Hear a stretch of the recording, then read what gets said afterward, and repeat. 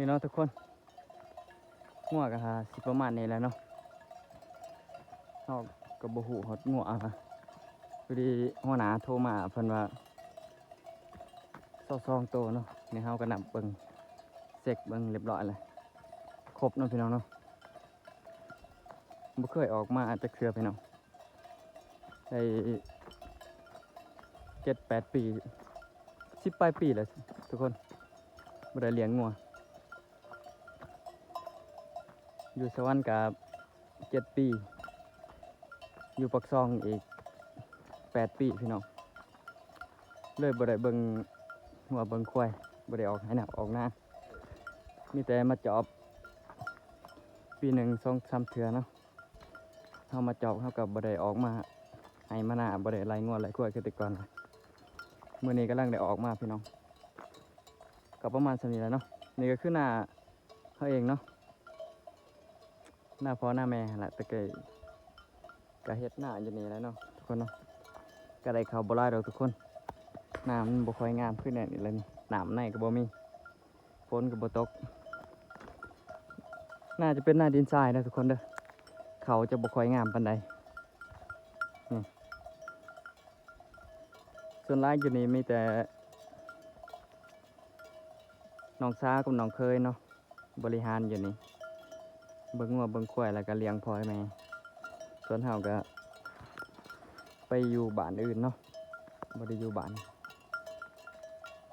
แต่ว่าตอนนี้ก็น้องเคยก็ไปทำงานอยู่ไทยเนาะคนละเดือน11คนละเพิ่นสิกลับมาบ้านแล้วเฮาก็มาช่วยพ่อช่วยแม่คราวหนึงประมาณ10 กว่ามื้อเนาะเฮาก็สิได้กลับคืน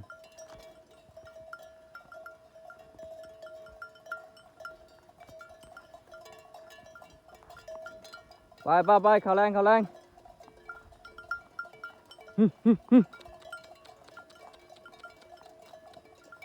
ไปมื้อเช้าสิออกมาปล่อยอีกบางทีทุกคนบรรยากาศตีนผู้นี่ก็จะเป็นเทียงเฮาเด้อทุกคนเด้อนี่เป็นเทียงเฮานะทุกคนหลังเทียงน่ะจะมีน้องปลาเนาะทุกคนเนาะน้องปลาใหญ่เลยทุกคนเลยแต่ว่าเทียงเฮาก็ติดตีนผู้เลยเนาะทุกคนเนาะห่างจากเทียงไปประมาณอยู่100 กว่าเมตรนี่ก็ขึ้นผู้เลยเนาะทุกคนเนาะช่วยสดงดงามทุกคนเอ้ยสภาพบรรยากาศโอ้ยวัฒนพี่น้อง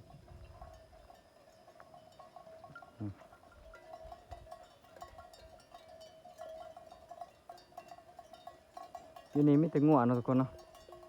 ส่วนว่าควายมันเพิ่นป้าไว้อยู่บ้านเนาะหัวหน้าสายเพิ่นเลี้ยงไว้อยู่บ้านล่ะควาย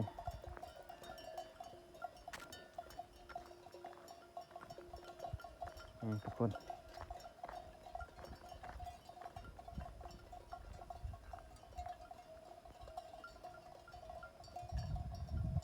นี่จะมีอีกเทียงหนึ่งเนาะทุกคนเนาะ